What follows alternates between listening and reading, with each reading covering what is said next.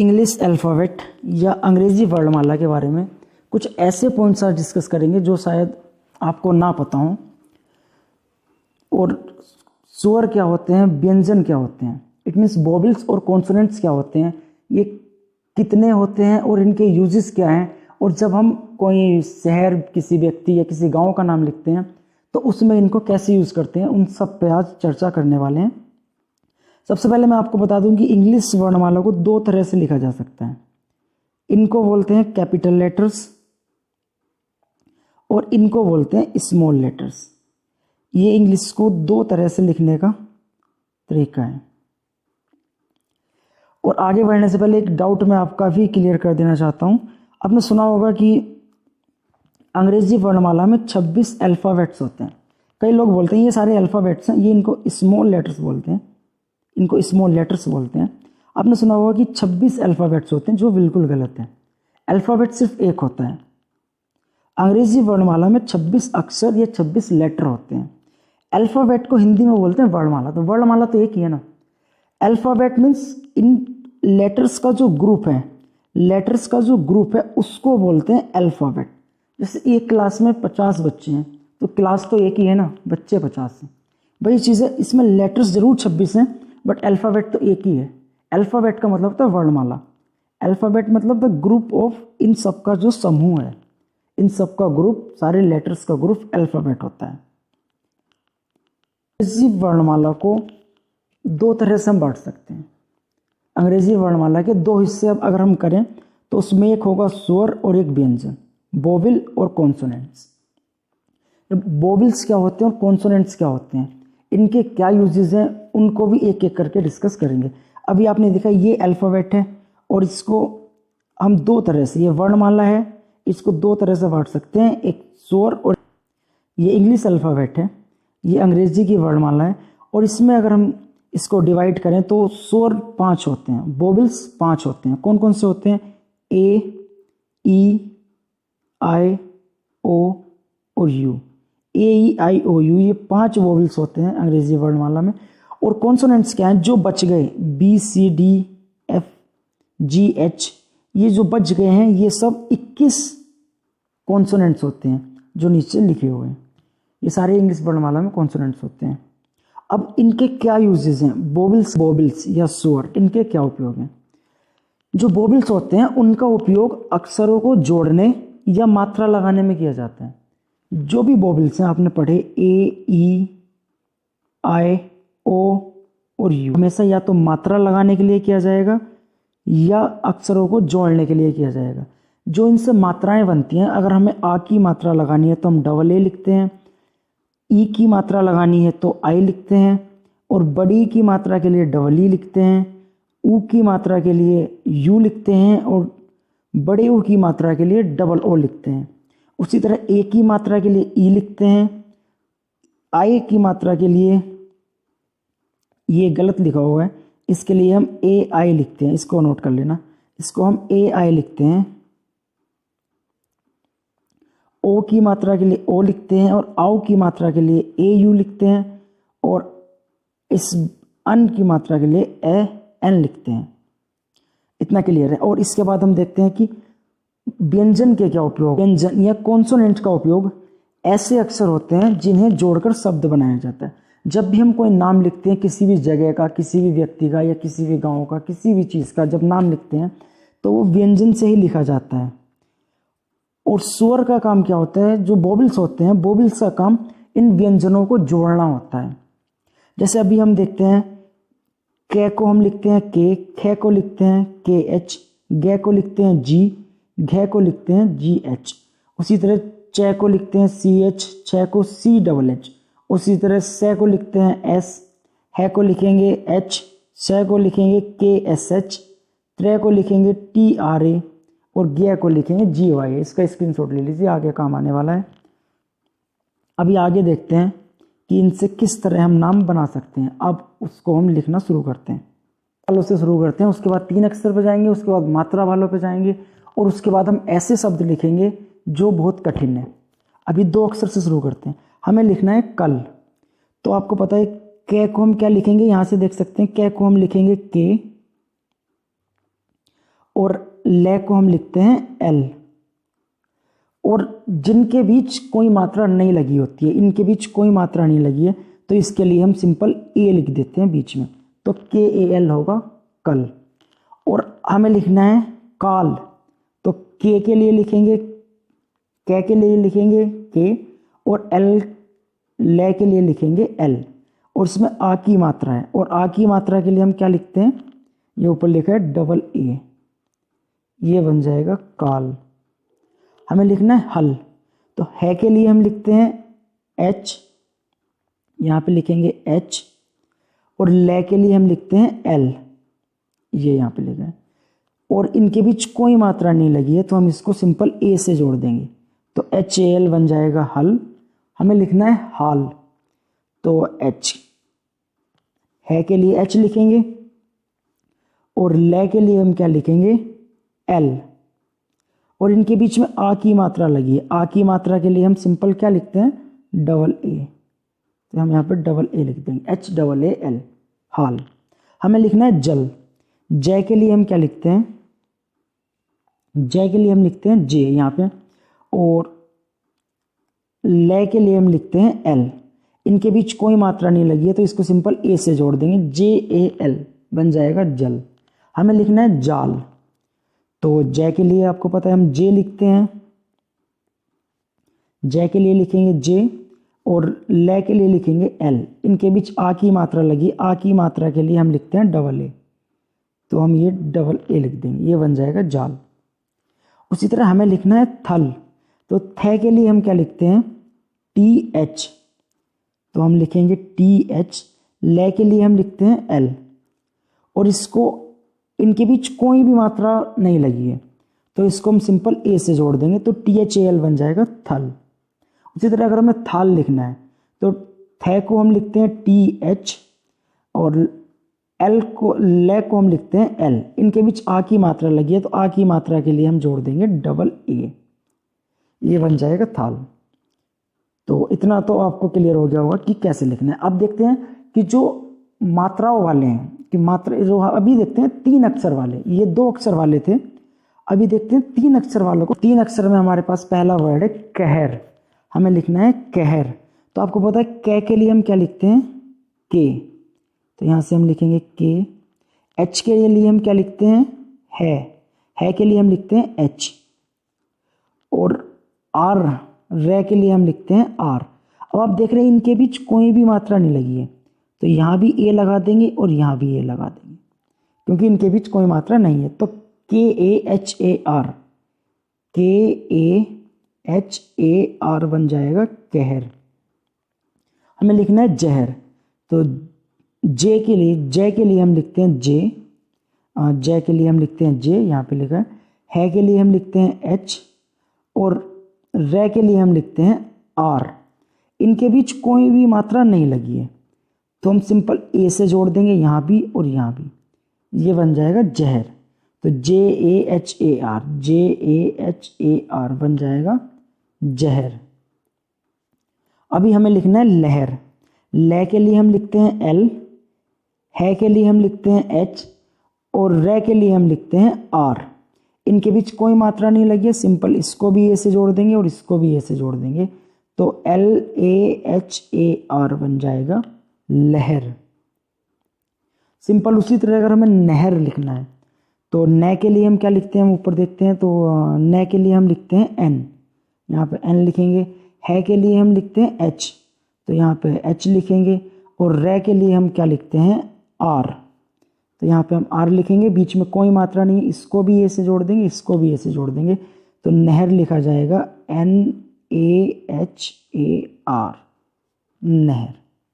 तो ये भी क्लियर है। 2 के बाद 3 या 4 या 5 जितने भी शब्द होंगे आप सब इसी तरह लिखते चले जाएंगे। जैसे सपोज हमें लिखना है 55, इसको इंग्लिश में लिखना है, इसकी इंग्लिश बनानी है। आपको देखना है पे के लिए हम क्या लिखते हैं, पे के लिए लिखते हैं हम पी, और चे के लिए हम क्या लिखते हैं सी एच, और पे के लिए हम लिखते हैं पी, और न के लिए हम क्या लिखते हैं एन, न के लिए लिखेंगे एन, और इनके बीच में कोई भी मात्रा नहीं लगी है, तो यहाँ पे हम ए जोड़ देंगे ये, और इसके लिए यहाँ पे जोड़ देंगे ए, और इसके लिए यहाँ पे जोड़। मात्राओं वाले शब्द में पहला शब्द है आगरा। देखते हैं आगरा को कैसे लिखना है। आपको बताया कि आ की मात्रा के लिए हम लिखते हैं डबल ए, तो हम लिख देते हैं डबल ए, और गे के लिए हम लिखते हैं जी, गे के लिए हम लिखते हैं जी, और रे के लिए हम लिखते हैं आर, और इसके बाद आ की मात्रा है फिर से तो डबल ए। लेकिन इसमें सोचने वाली बात यह है, एक चीज़ को ध्यान रखना है कि जब भी आ की मात्रा सबसे लास्ट में होगी, जैसे ये सबसे लास्ट में लगी है, तो इसके लिए हम डबल ए ना लगा के हम सिंगल ए ही लगाएंगे, तो ये हुआ आगरा। अब इसमें एक चीज़ और कॉमन सेंस वाली है कि जब भी ऐसा शब्द है तो इनको शॉर्ट बनाने के लिए हम क्या करते हैं, जैसे हमने डबल ए लगाया है तो हम यहाँ डबल ए ना लगा के सिंगल ए से भी काम चला सकते हैं, क्योंकि ये हमें ऑलरेडी अंडरस्टूड है कि हम आगरा की बात कर रहे हैं। तो इसको ये भी ठीक है और ये भी ठीक है, दोनों में किसी भी तरह हम लिख सकते हैं। लेकिन ऑफिशियली जो आगरा को लिखते हैं वो इस तरह लिखते हैं, लेकिन गलत ये भी नहीं है, ये बिल्कुल ठीक है, और इसको लिखते हैं तो ये तो ठीक है। तो इस चीज़ को ध्यान रखना है कि आगरा को शॉर्ट बनाने के लिए, इस नाम को शॉर्ट बनाने के लिए इसमें हमने डबल ए से इसको सिंगल ए कर दिया, और लास्ट में जब भी मात्रा लगेगी आ की वहाँ तो सिंगल ए ही बनाना है, इस चीज़ को ध्यान रखना। और इसके बाद दूसरा शब्द है हमारे पास कैलाश, तो आगरा बन गया ये आगरा। उसके बाद दूसरा है कैलाश, तो कै को हम लिखते हैं के, कै को हम लिखते हैं के, और ले के लिए हम लिखते हैं ऊपर देखते हैं, ऊपर एल ले के लिए हम लिखते हैं एल, ये लिखा है एल, तो एल। और उसके बाद से के लिए हम क्या लिखते हैं एस एच, ये लिखा है, से के लिए हम लिखेंगे एस एच। अब हम देख रहे हैं कि कै पे कै और ले के बीच में ये मात्रा है, तो इस मात्रा के लिए हम क्या लिखते हैं, ये देखिए यहाँ पे लिखा है आई की मात्रा के लिए हम ए आई लिखते हैं, तो ए आई इसके बीच में हम लिख देंगे ए आई। और एल के बाद ले के बाद आ की मात्रा है तो हम इसके लिए डबल ए लिख देंगे, और बाद में एस एच। तो पूरी जो स्पेलिंग बनेगी वो है K A I L double A S H. अब इसमें यहाँ भी एक समझने वाली बात है कि जो चीज़ अंडरस्टूड होती है, जो चीज़ हमें पता होती है कि उसकी जैसी कोई और चीज़ नहीं है, तो इसको सिंगल ए से ही लगा देते हैं। इस चीज़ को ध्यान रखना कि जो आ की मात्रा है वो ए और डबल ए दोनों से लग सकती है।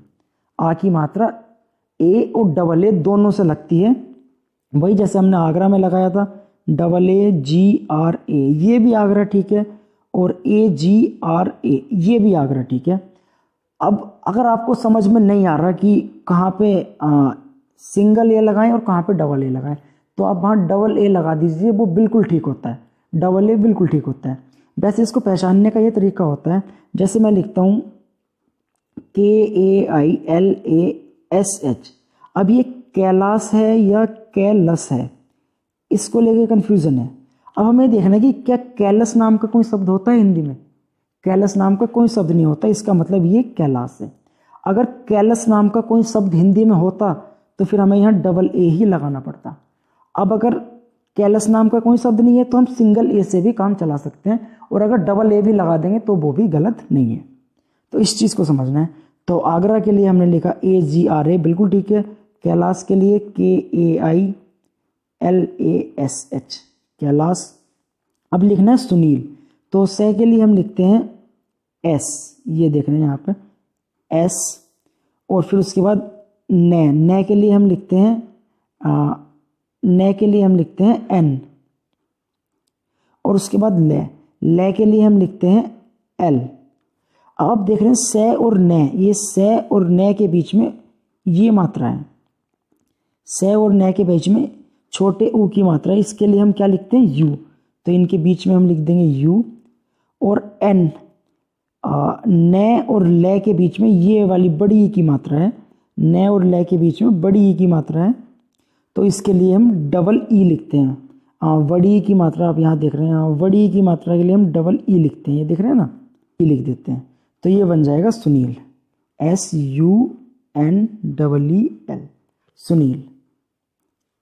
और उसी तरह अगर हमें लिखना है विजय, तो विजय के लिए आपको पता है ये वह के लिए हम क्या लिखते हैं वी, ये यहाँ पे देख रहे हैं आप, वह के लिए लिखते हूँ वी, और जय के लिए हम लिखते हैं जे, ये यहाँ पे, और उसके बाद बाय के लिए हम लिखते हैं, ये के लिए हम क्या लिखते हैं वाई, तो ये वो वाई। अब आप देख रहे हैं कि बै और जय के बीच में ये मात्रा है, वह और जय से पहले ये मात्रा है, तो इस मात्रा के लिए हम छोटी ई की मात्रा है, और छोटी ई की मात्रा के लिए हम क्या लिखते हैं आय, ये ऊपर है तो हम यहाँ पे लिखते हैं आय। और आप देख रहे हैं जय और यह के बीच में कोई मात्रा नहीं है, और जिनके बीच में कोई मात्रा नहीं है वहाँ हम सिंगल ए लिखते हैं, तो BIJAY ये बन गया। जो कुछ मुश्किल नाम होते हैं उनको लिखना सीखते हैं। हमें लिखना है पाटिल, तो पै के लिए हम लिखते हैं पी, और टे के लिए हम लिखते हैं टी, और ले के लिए हम लिखते हैं एल। अभी पे और टे के बीच में आ की मात्रा है, और आ की मात्रा के लिए हम लिखते हैं डबल ए, और टे पे आप देखते हैं कि छोटी ई की मात्रा है, तो इस छोटी ई की मात्रा के लिए हम लिखते हैं आई, यहाँ पे लिखेंगे आई, तो PAATIL बन जाएगा पाटिल। लेकिन एक और चीज़ सोचने वाली है, पाटिल को हम कई बार ऐसे भी लिखा देखते हैं PATIL। अभी मैं आपको बता दूं कि आ की मात्रा के लिए हम ए और डबल ए दोनों ही ठीक होते हैं, लेकिन कब ए लगाना है और कब डबल ए लगाना है, इसके लिए मैं बात करूं तो PATIL हो जाएगा पटिल। पर हमें ये सोचना है क्या हिंदी में पटिल नाम का कोई शब्द है? नहीं, हिंदी में पटिल नाम का कोई शब्द नहीं है, इसलिए अगर हम PATIL भी लिखते हैं तो भी उसको पाटिल ही पढ़ा जाएगा, PATIL को पाटिल ही पढ़ा जाएगा। इसलिए हम इसको PAATIL भी लिख सकते हैं और PATIL भी लिख सकते हैं, दोनों ही ठीक होते हैं। दूसरा शब्द है आदित्य। आदित्य में आ के लिए हम लिखते हैं डबल ए, और आ के लिए लिखेंगे डबल ए, और फिर दे के लिए हम लिखते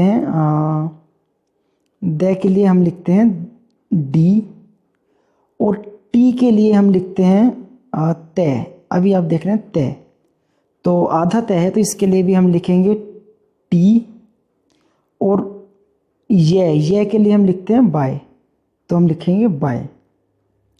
अभी हम देखते हैं कि आ और इसके बीच में एक मात्रा है, तो उसके लिए हमने डबल ए लिख दिया है, और डी के बाद छोटी ई की मात्रा है, तो छोटी ई की मात्रा के लिए हम लिखते हैं आई, तो यहाँ हो जाएगा आई, और टी वाई। अभी टी और वी के बीच में टी और वाई के बीच में कोई मात्रा नहीं लगी है, आधा तय और यह के बीच में कोई मात्रा नहीं लगी है, तो हम क्या करते थे, जिनके बीच कोई मात्रा नहीं होती थी उनको ए से जोड़ देते थे, लेकिन इसको ए से नहीं जोड़ेंगे क्योंकि यहाँ पे तय आधा है। तो इस चीज़ को ध्यान रखना है, जहाँ भी शब्द कोई आधा होगा, ये आधा तय है ना, तो इसको ए से नहीं जोड़ेंगे, इसको डायरेक्ट जोड़ा जाता है, और यह के बीच कोई मात्रा नहीं लगी, और जिनके बीच कोई मात्रा नहीं लगी होती उनको हम ए से जोड़ते हैं।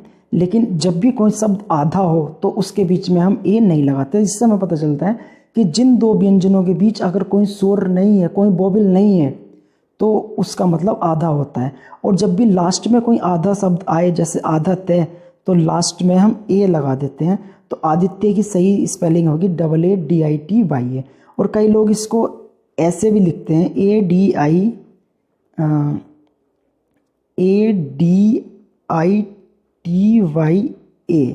तो भाई बात है, हम यहाँ पे डबल ए भी लगा सकते हैं और ए भी लगा सकते हैं, दोनों ही बंद। से को हम लिखते हैं SH, तो मैं लिखूंगा SH।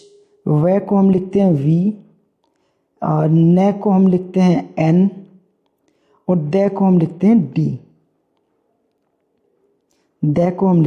D। तो SH के बाद से पे छोटी की मात्रा है, छोटी की मात्रा लगी है, तो छोटी की मात्रा हम आई से लगाते हैं, तो मैं यहाँ पे लिखूंगा आई। और V के बाद आ की मात्रा लगी है, आ की मात्रा के लिए हम लिखते हैं डबल ए। और न के लिए हमने लिखा एन, उसके ऊपर एक अन की बिंदी लगी है जिसको हम एन से लगाते हैं, या इसको ए, मैं कहूँगा ए एन से लगाते हैं। इसको ठीक कर लेना। अन की जो मात्रा होती है इसको ए एन से लगाया जाता है। तो शिवानंद की स्पेलिंग होगी SHIVANAND, शिवानंद। इसको ठीक से लिखते हैं SHIVANAND, शिवानंद। ये भी आप समझ गए होंगे। दूसरा वर्ड है हमारे पास सहदेव। सह के लिए हम लिखते हैं S, मैं लिखूंगा S। है के लिए हम लिखते हैं H, द के लिए हम लिखते हैं D, और व के लिए हम लिखते हैं V। तो S, से और है के बीच कोई मात्रा नहीं लगी और दोनों शब्द पूरे हैं, कोई आधा नहीं है, तो इनको ए से जोड़ देंगे। और है और द के बीच में कोई मात्रा नहीं लगी है, इसको भी हम ए से जोड़ देंगे। जो मात्रा लगी है वो द के बाद लगी है, तो डी और वी के बीच जो मात्रा लगी है ए की मात्रा, ए की मात्रा को हम जोड़ते हैं ई से, तो यहाँ पे लगाएंगे ई। तो ये बनेगा SAHDEV, सहदेव। तो ये आपको क्लियर है। इसके बाद ये दो शब्द हैं कनक और रमेश, ये दो नाम आपको लिखने हैं और इसी पैटर्न पे लिखने हैं। व्यंजनों को इनकी सहायता से लिखना है और उन पे मात्राएं जो लगानी है वो इसकी सहायता से लगानी है, वोवेल्स की सहायता से। और ये आप कमेंट बॉक्स में लिखिए। और अगली वीडियो में हम कुछ और अच्छे अच्छे नाम, जो शहरों के नाम या व्यक्तियों के नाम है, उनको लिखना सीखेंगे और अच्छे से प्रैक्टिस करेंगे। तो आज की वीडियो में